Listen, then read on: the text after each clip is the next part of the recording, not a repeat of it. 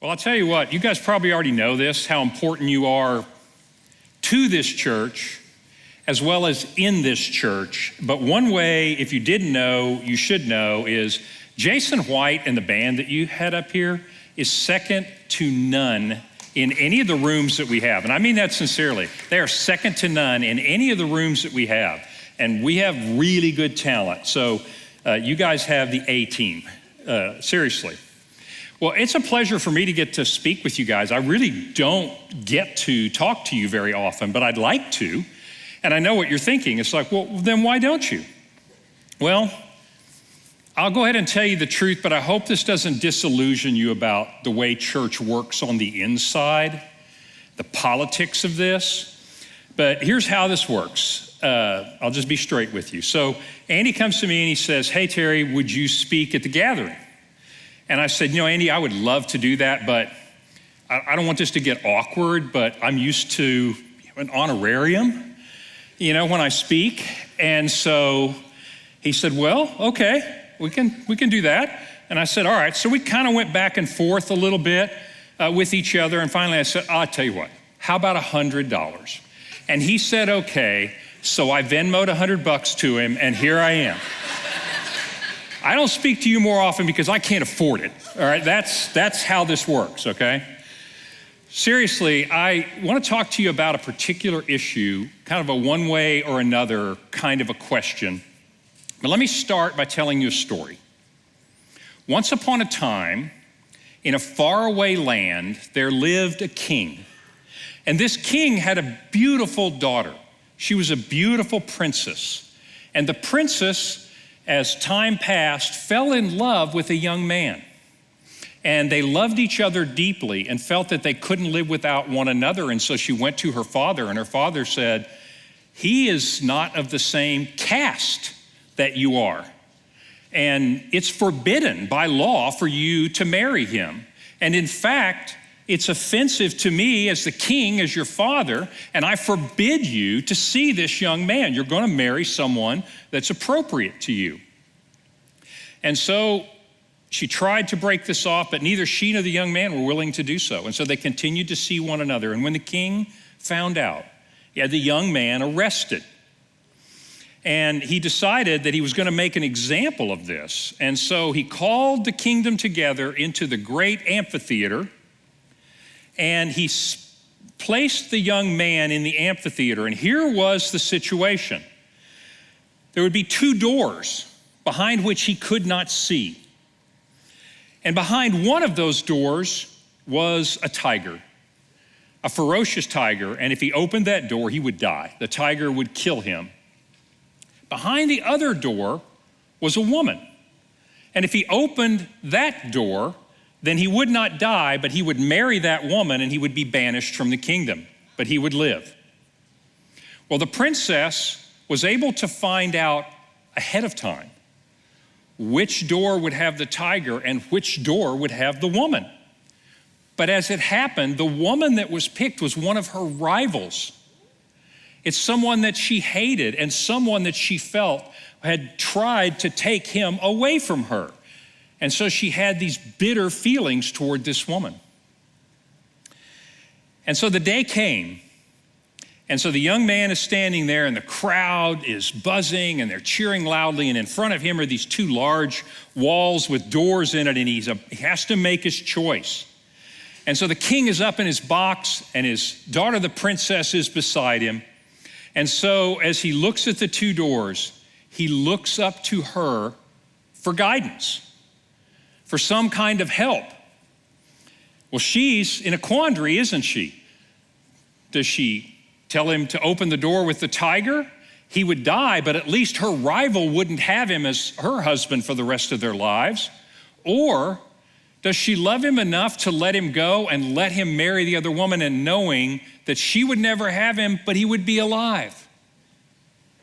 And so he looks up to her, and that's where the story ends. Yeah, I know what you're thinking. Oh, at the end of the talk, he's going to tell us the end. No, I'm just going to go ahead and tell you in case you want to leave. That is the story. It ends right there.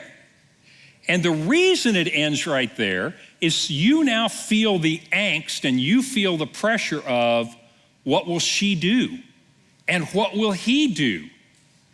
And here's my point. I think in our lives, and maybe you're at this point in your life right now, every one of us has felt that. Not because we have a door to open and a tiger will be there and we will die, but we too face doors in life. We have to decide, the old saying goes, what do you want to be when you grow up? And that turns out to be one of the hardest questions to answer, doesn't it? And I'll go ahead and let you in on a secret because I've lived longer than you have. The grown-ups don't know the answer to that question either. But you have a serious decision to make in your life. Which way will I go? And you feel that angst. Am I doing this life thing right? Have I made the right choice? Have I opened the right door? How's this going to turn out? And you know why I think that's a hard decision? I mean, there may be some small ways like, oh, well, if I go this path in life, will I meet a guy? Will I meet a girl? Will I have 2.3 children in a 3-car garage? There's little things like that you might ask yourself, but you know what really causes that anxiety inside of us? It's a deep anxiety. It's because you don't want to get to the end of your life or get to the end of your career or the end of the road and realize you wasted it. That it didn't mean anything. And you look back with such deep regret that you can hardly bear it. And that's a real situation. And that's why that choice is so anxiety-filled. What is going to be the path for my life? This is something that the Bible talks a lot about, but this is something that humans have talked a lot about. I'm going to share one of my favorite poems, and you'll know why it's one of my favorite poems. This is really well known. This is a poem by Robert Frost, and this is a poem called The Road Not Taken. You may be familiar with it. It's really short. But listen to this. 2 roads diverged in a yellow wood, and sorry that I could not travel both and be one traveler, long I stood and looked down one as far as I could from where it bent in the undergrowth, then took the other. And it was just as fair and having perhaps the better claim because it was grassy and wanted wear. Though as for that, the passing there had worn them really about the same. And both that morning equally lay, in leaves no step had trodden black. Oh, I kept the first path for another day, but knowing how way leads on to way, I knew I'd never be back. I shall be telling this story with a sigh. Somewhere years and years hence, 2 roads diverged in a wood, and I took the one less traveled by, and that has made all the difference. This is a poem about the choice of what you will do with your life. And you know what's brilliant about this poem? Probably half of you read that last line, and I took the one less traveled by, and that has made all the difference. And you're thinking, oh, I'm so glad he chose the right path. But it doesn't say that, does it? The rest of you are saying, man, dude, you should have chosen the other path. What kind of a life of regrets? And therein lies the issue. And so it seems to me that you might benefit from knowing some things about how other people have made that choice in their life, how other people have picked the path in the woods that they would follow, which door they were going to choose, and how that story played out. And so I thought I'd just tell you how it worked for me, for what it is worth to you. And my story is maybe a little bit different than some, but probably more like you than you might think. I didn't grow up in church. Christianity wasn't an option for me. I had great parents, and I knew some Bible stories, and then later I came to find out they were actually all wrong. So I love my parents, they were great, but they were not Bible scholars. So everything I learned about the Bible turns out, well, that actually isn't the way it happened. And so, but it wasn't a factor for me. So I grew up a heathen. No Christian influence whatsoever. But I did know enough, when I got into late teens, early 20s, I decided, you know what? I need to pick a path for my life. I need to decide what I'm going to be when I grow up. Decide what kind of man am I going to be? What am I going to be about in this world? because I grew up kind of a redneck in Kentucky, and there, most people let life happen to them. And I decided I would rather not let life happen to me. If it's possible, I would rather happen to life. I would rather decide which door I'm going to go through. And so, not knowing, not having any great wisdom about that, not having grown up with a Christian background or a Muslim background or anything that might guide me, I decided, this is a true story, I would search out the great thinkers of all time. I see, the way I looked at it, and I know this isn't the way we typically look at it today, but I thought, most of the people around today trying to tell you how to live your life haven't finished theirs. So I don't really trust what they have to say. I think I'd like to know what the people who've lived before said, and then I can say, how did it work out for them? So I began to read every piece of philosophy, every piece of meaning about life. Immanuel Kant and the beauty of pure reason. J.J. Rousseau and the authenticity of living authentically with your feelings. I read the ancient Stoics, the idea of never letting life get you too high or too low. The ancient Epicurean philosophers who said the essence of life is maximizing your enjoyment of it. And as I dove into every one of these, I call them philosophies, but what they really are is walking through a door saying, this is the way I'm going to live my life. This is what's going to be meaningful to me. And so every one I looked at had a beauty of its own. And I thought, yes, I could live here. I could live in this castle. I could live my life according to this, and I realized, no, I really can't. I can't live the rest of my life that way because these were like beautiful castles that floated on clouds. None of them was really tied to reality. One philosophy sounded good when you were in it, and the philosophy that was exactly the opposite also sounded good when you were in it. And none of them had any guarantee that they would actually provide meaning in life. So I thought to myself, after a few years of that, I thought the problem is fundamentally a Western problem. I've been looking at Western philosophers, and I need to study the Eastern philosophers. And so I studied Taoism and Buddhism, and it was a radically different way of thinking. It was a radically different way of looking at life, and it was hard as a Westerner to get into that way of thinking because it's not A or B, it's not linear. It's much more like what we would call mystical. And in fact, it so grabbed me that I became a Buddhist for a couple of years, a practicing Buddhist. And it was very intellectually satisfying, but at the end of the day, it failed my test of having any foundation. I mean, it was one thing, the fundamental tenet of Buddhism is to avoid suffering. And the way to avoid suffering is, this is true, is to recognize the illusory nature of everything else. Everything is essentially one. And you are the universe, and the universe is you. And when you can break through this dualistic thinking, you won't suffer and you will be at peace because you will realize nothing happens. And part of that is non-attachment. You just don't get attached to anything. And as you go through life like that, I realized nobody can live a life of non-attachment. I mean, you can't live a life not caring, not being passionate. We're just not wired that way. So that didn't work either. And so after several years, I thought to myself, my training was scientific. My degrees are in mathematics. And so I'm really entranced with the beauty of pure thought and the beauty of the mind. And so I thought, well, then put your mind to this problem.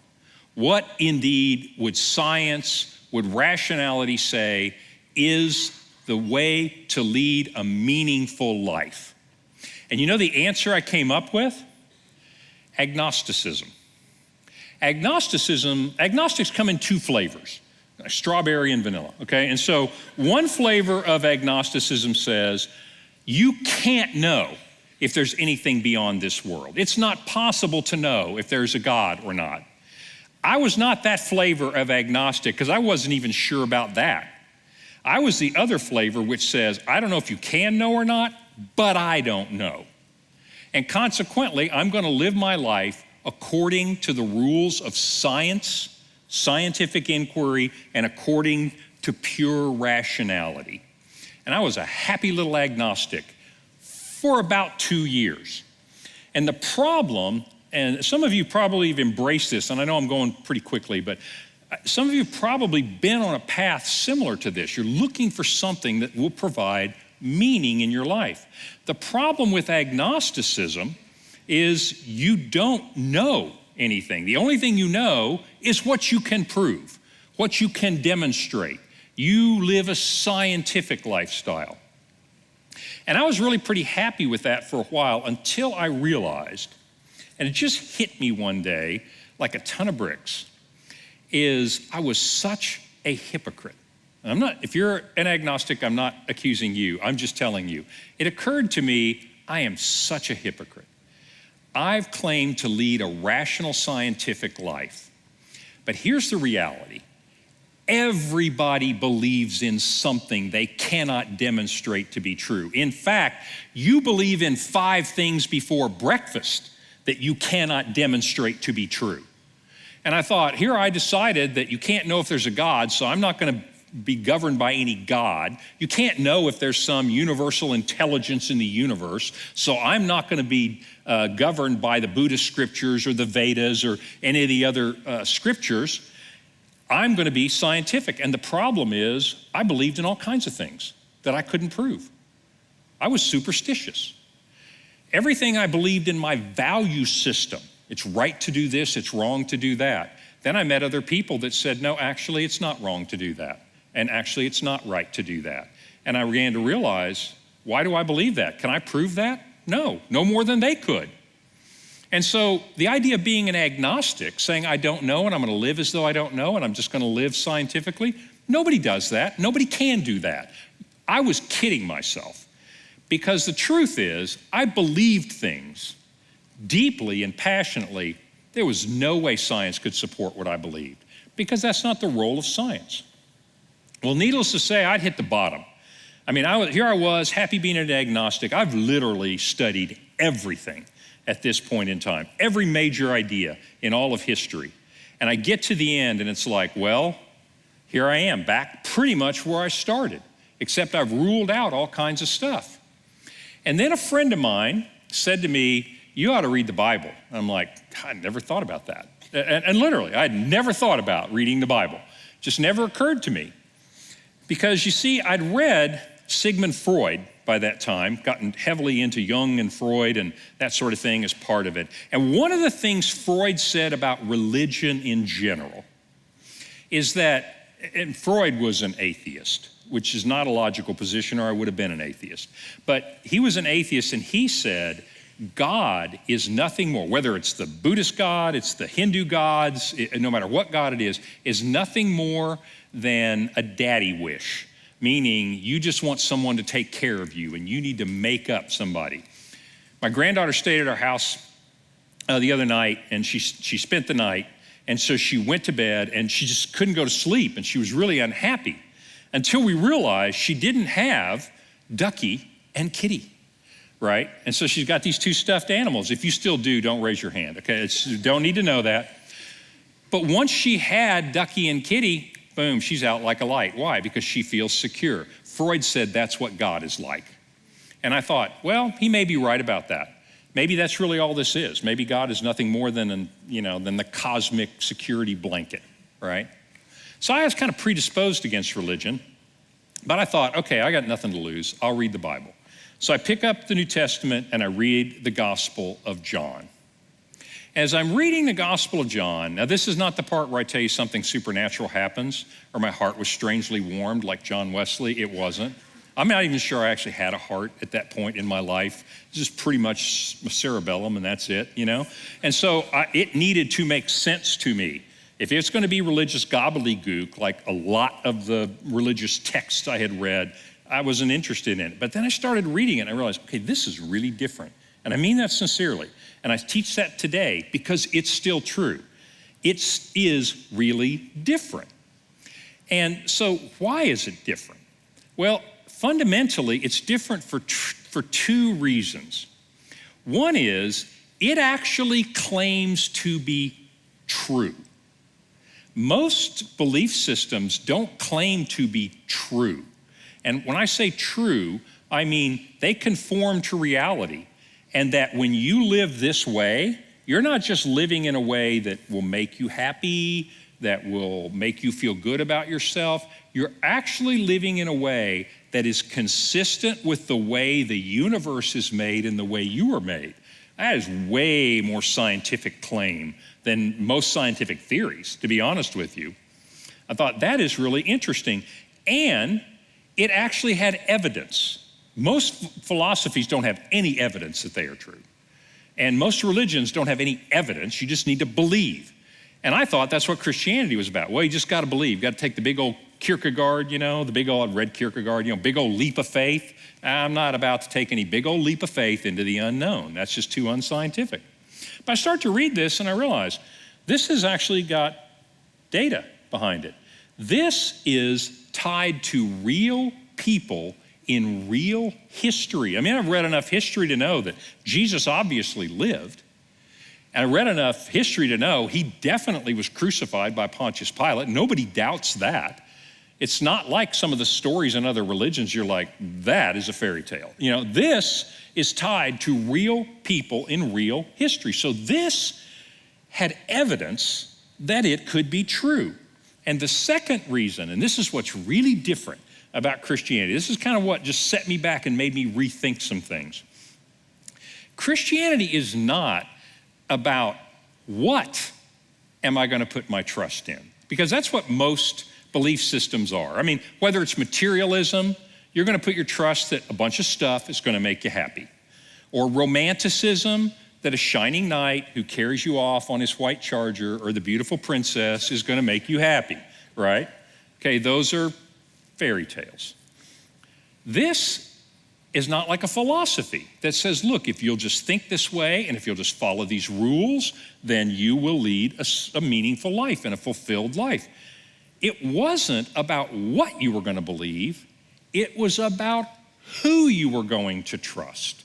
The whole point of Christianity is placing your trust not in a belief system. It's not about following 613 rules to make you a better person. It's all about put your trust in this real historical individual who did, the evidence says he actually did what he said he did. And I realized that is so radically different. And it began to engage my mind. And I thought, this is like nothing else I've ever read. Now, some of you probably, if you follow Jesus Christ, you may have come to Christ through your heart rather than your head. And it really doesn't matter. Some people come to Christ through their hands. They get busy in the world and they go around the world and they serve people and they see the hunger and they see the suffering and they hit despair. Humanity is vile and the things that happen are awful, and what in the world could make sense of this? And that's normal. And then they realize, you know what? Only something transcendent can make sense of this.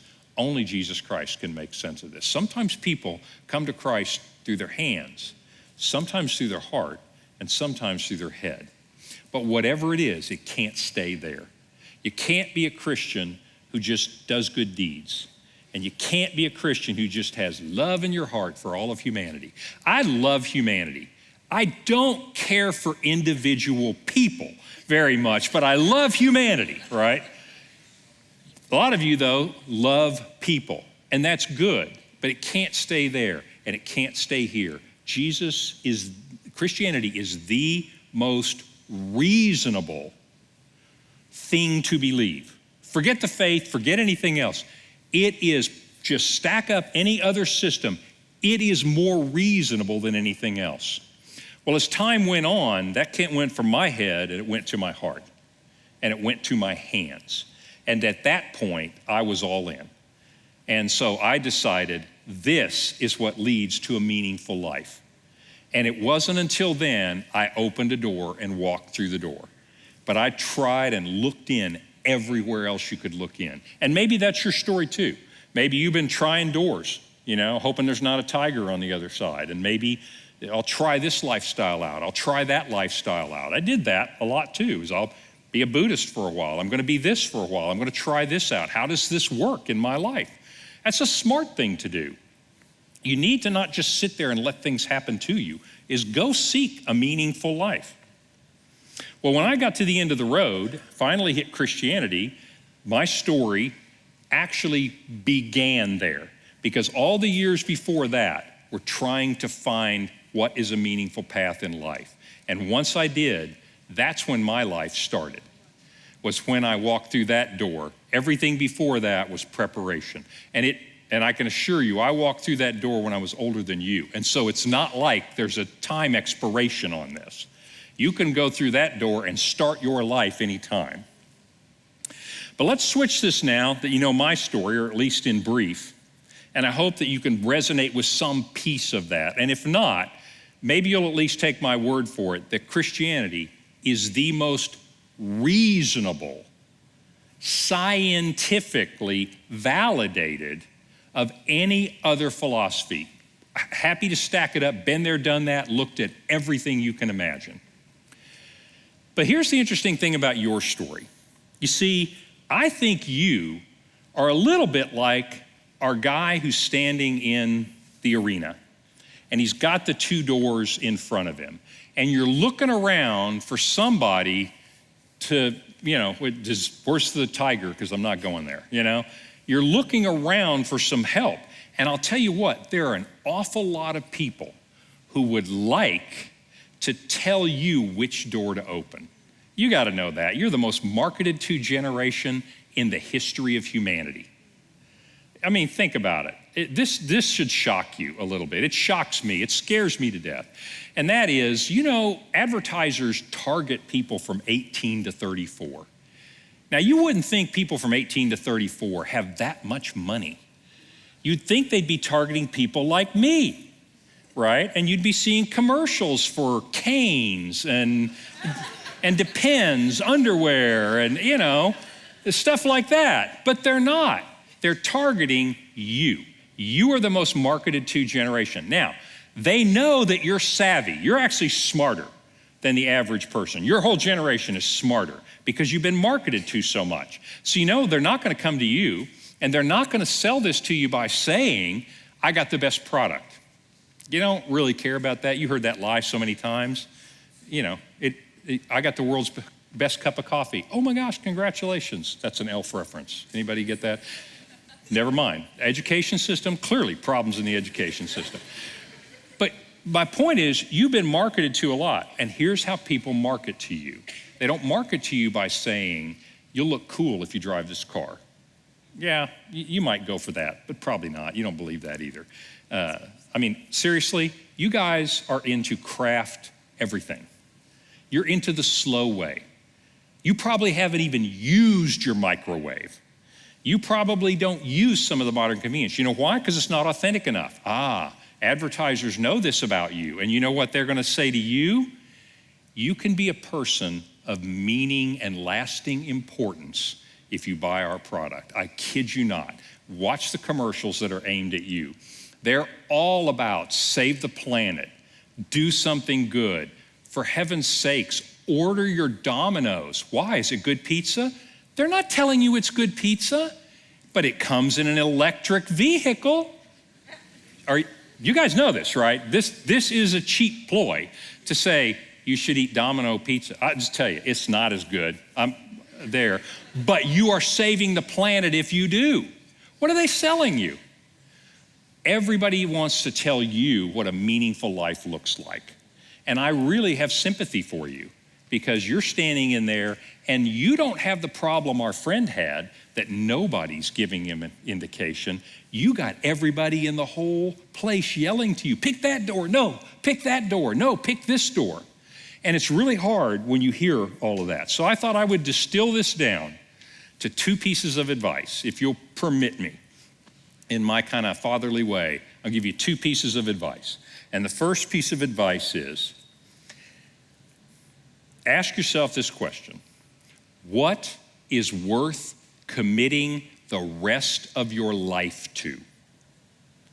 Not what's worth trying out. Ask yourself this question: what is so meaningful to you that you will commit the rest of your life to it? Well, if you ask that question, you know what? You're going to start ruling out stuff left and right. You're going to rule out a lot of selfish stuff, like get ahead, get a lot of money, be famous, be important. I mean, if you honestly answer that question, you'll realize I get to the end of my life, that's a pretty little thing to have dedicated my whole life to. You'll start ruling out some selfish things, honestly. What is worth devoting your entire life wholeheartedly to? When you answer that question, then you have figured out which door to open. What is worth your life? Don't worry, by the way. I'll tell you one of my favorite sayings. Don't worry if you say, but I can't accomplish it. It's worth devoting my life to telling everybody in this world the story of Jesus Christ. It's worth devoting my life to build up everybody I see. Whatever it is you choose, my point to you is, don't be worried that you can't achieve it. There's a saying I like, and it's this: there are some things that are so worthwhile that it is glorious even to fail. There are some things in life that are so worthwhile that it's glorious even to fail. Don't give a second thought about failing. Don't give a second thought about playing without a net underneath you. Decide what's worth your life and go for it. Piece of advice number 2, once you pick, go through the door and never look back. Don't second guess yourself. Don't have regrets about it. Never look back. Now, you're saying, gosh, you're a pastor. That doesn't sound very Christian. But you do that, and I'll tell you what I think you're going to find. You're going to realize, as you think about this a little bit, that you know what? There is nothing that I can do that I'm not going to have regrets. Actually, there's only one path you can tread that you don't have regrets, and that's following Jesus Christ. How can I not have regrets? Because the blood of Christ washes you clean, and Jesus Christ works in every circumstance for good. The things you do right and the things you do wrong. If you find something else like that, do it. Go for it. But I don't think you will. But my advice to you, in all seriousness, is find something that's worth devoting your whole life to. Do not squander your life on something that's not worthy of you, that's not worthy of having everything you are and everything you will be. And then once you start that road, don't look back. Regrets are deadly. So my story was, it took a while to find that, and that's okay. I wouldn't change that a bit, because when I did, I was sure. And it may take you a little while to find it, but I would say the key to finding it is start looking. Stop letting life happen to you, and you start happening to life. Jesus said, remember that all this is going to come together, because Jesus is going to tell you the exact same thing. Remember what he said in the Sermon on the Mount? Knock, and the door will be open. Seek, and you will find. Ask, and it will be given to you. So I would like you to pray to the God to say, show me what's worth all my life, and then give me the courage to open that door and walk through it. Amen? Well, I understand it's your custom to take 120 seconds and think about that. And I really sincerely, I tell you this, and I hope it didn't sound like I was talking down to you, or I was like your grandfather saying, you kids, get off my lawn. Yeah, I hope it doesn't sound that way. The reason I tell you this story is because I love you. And I mean that in the biblical sense. I want what is good for you. And having been in the position of anxiety, as many of you have been too, and having found my way through that to a door that was worth giving my entire life to, I desperately want that same thing for you. So take a couple of moments, think about it. Ask yourself that question. What is worth giving all of your life to wholeheartedly, and you will never have any regrets? Let's pray. Father, thank you for this time we've had to reason together. I thank you, Lord, for each one of the hearts in here, such talented young people, such passionate hearts, such brilliant minds, such energetic hands. Father, I pray for your guidance. I pray that as you look down the road and you can see to the end of every one of our lives, it's my earnest and passionate prayer to you that no one here would arrive at the end of our lives and look back and realize we have squandered who we were, that we have not lived a life of meaning and purpose. I pray, Father, that your Spirit would guide everyone here to the door of following Jesus Christ. In his name I pray.